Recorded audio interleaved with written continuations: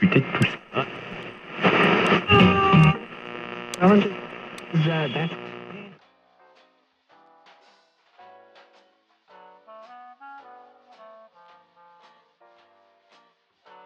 Ladies and gentlemen, we interrupt our program of dance music to bring you a special bulletin from the Intercontinental Radio News. Those words aired on October 30th, 1938, and for some Americans, it was the beginning of the end. What followed wasn't a news report, though, it was a radio play.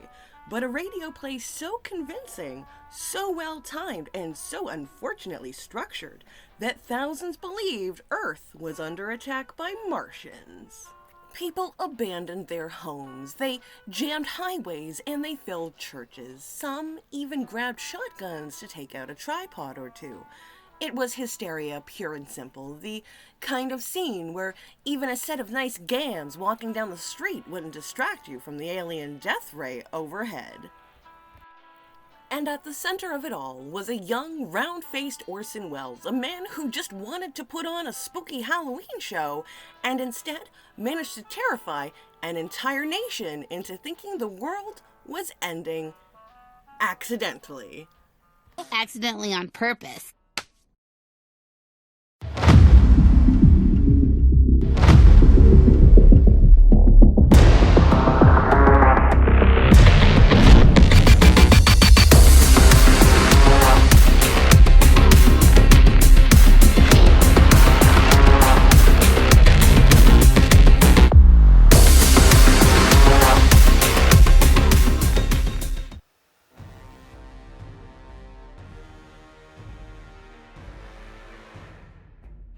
In 1938, radio was the beating heart of American entertainment and information. Families didn't sit in front of screens. They huddled around big wooden radios that looked like furniture, waiting for the latest dance music, baseball results, or Franklin D. Roosevelt's reassuring fireside chats. Radio wasn't just background noise, it was authority. If the voice in the box said it, you believed it. Enter Orson Welles, a 23-year-old actor and director with more ambition than sense. I'm Orson Welles. His Mercury Theater on the air was struggling for ratings. They had no sponsors, and CBS mostly let them do whatever they wanted. On October 30th, the day before Halloween, they decided to adapt H.G. Wells' science fiction novel, War of the Worlds, but instead of a straight reading, they spiced it up. They staged it as a live newscast, interrupting dance music with fake breaking news reports. It began innocently enough. Professor Farrell of the Mount Jennings Observatory reports several explosions on the planet Mars. Then came updates of mysterious cylinders landing in New Jersey. Radio reporters described crowds gathering around smoking craters. Scientists speculated on alien life. Listeners who had missed the opening disclaimer were already on edge. Then it escalated. The Martians emerged. The reports grew frantic, heat rays and poison gas, cities falling, generals announcing martial law, and because it all unfolded in real time, the illusion was seamless. An illusion! By the time the broadcast described New York City being annihilated, listeners weren't quite questioning whether it was a play. They were wondering how much longer they had to live. Part of the genius, or the problem, was the format. Instead of actors delivering dialogue, it was presented as official bulletins, complete with correspondence and experts.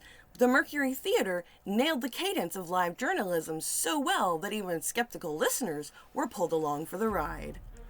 And here's the kicker. If you tuned in late, you never heard the disclaimer at the beginning, which means you had no reason to think this wasn't CBS reporting on the actual end of the world.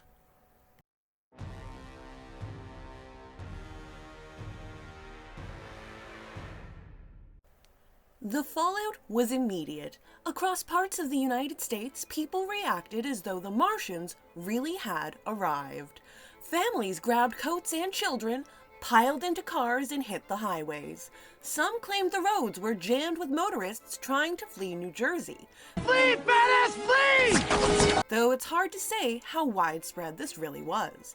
What we know for sure is that phones lit up at police stations, fire halls, and newspapers as terrified listeners begged for guidance. Churches saw a sudden spike in business that night. Congregations gathered spontaneously to pray for salvation. Ministers were interrupted mid-sermon by panicked parishioners asking if the Bible said anything about heat rays. It turned into a kind of spiritual fire drill. If you thought you only had an hour left on Earth, might as well hedge your bets with God. Other listeners decided prayer wasn't enough and reached for their guns. Rural areas in particular reported men patrolling their farms with shotguns just in case a Martian tripod wandered onto the property. Stop fighting or I'll shoot! One farmer swore he saw lights in the sky and prepared for battle, though skeptics later suggested he was staring at the moon while in full panic mode. There were also strange cases of localized hysteria. In one town, a theater audience fled when someone burst in yelling that New York was under attack. In another, people reported packing up valuables and heading to the hills, convinced low-lying areas would be blanketed in poison gas.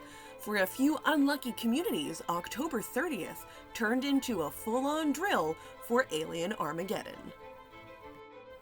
Some people even called loved ones to say goodbye, convinced they'd never speak again. A few fainted, some cried, and yet the majority of the country simply shrugged, changed the channel, or kept listening and thought, this is a bit much. Still, enough chaos occurred that the legend of the Martian panic has never faded. And the truth is, for those who really believed, it must have been a terrifying night, one where fiction and apocalypse blurred together.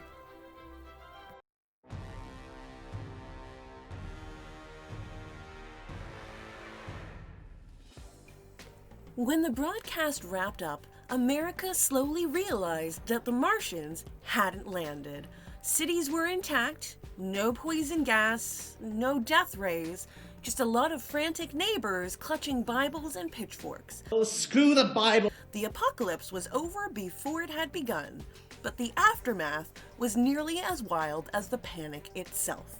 Newspapers the next morning were full of sensational headlines. Radio play terrifies nation. Thousands panic over fake invasion. Reports claimed that people had rioted, that mass evacuations had taken place, even that suicide had occurred. The stories painted a picture of a nation on the brink of collapse thanks to one rogue radio show. Historians today think the media exaggerated it. Yes, panic happened. Yes, some people fled, and some cried and some phoned the police in hysterics. But the nationwide chaos described in the press, that was likely overstated. Newspapers had vested interest in making radio look dangerous. After all, radio was stealing their advertising money and audience. If you can paint radio as irresponsible, you make print more reliable. Still, if only a fraction of the reports were true, the damage was done. But the damage has been done. Welles and his troupe had scared enough people to become infamous overnight. Orson Welles himself was dragged into a press conference where he looked sheepish, wide-eyed, and claimed he never meant to cause panic. He played innocent so well, you'd almost believe him. Of course, it's also possible Welles knew exactly what he was doing. He may not have predicted full-blown panic, but he certainly knew that staging a news-style broadcast would rattle some cages. And whether he planned it or not, the chaos propelled him into stardom. A few years later, he'd direct Citizen Kane, and it all began with Martians in New Jersey. So in the end, maybe Welles didn't just terrify America, maybe he also used the apocalypse as a career move. Clever guy.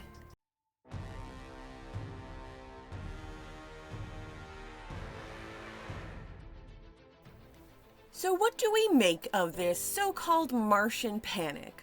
Was it the greatest mass hysteria of the 20th century? 20th century Earth. Or a case of newspapers crying wolf to embarrass their new competition? The answer lies somewhere in the middle. We know people panicked. Enough police reports and first-hand accounts survived to prove that. We also know that many listeners simply enjoyed the show or tuned out when it got too dramatic. So the picture of millions of Americans screaming into the night is probably more myth than fact. It's a total fabrication. It never happened. It never happened. This one was invented by a writer. Not this time. It never happened. But myths have power, and this one lasted nearly a century. What the incident really shows us is how fragile public trust can be.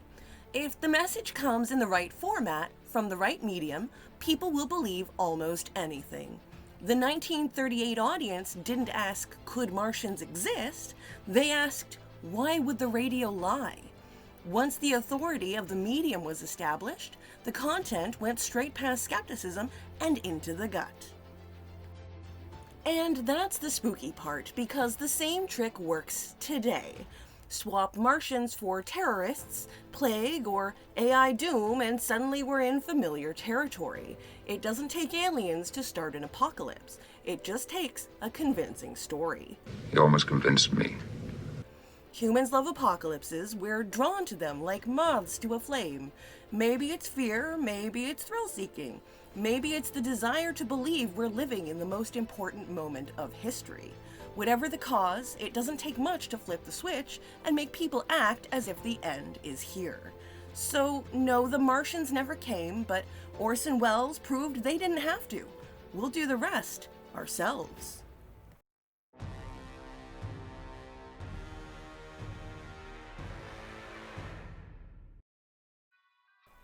In the end, no Martians descended from the sky, no heat rays, no tripods stomping through New Jersey. Just a bunch of bewildered Americans clutching their Bibles, car keys, and shotguns, realizing they'd been outwitted by a Halloween broadcast and a 23-year-old with a flair for drama.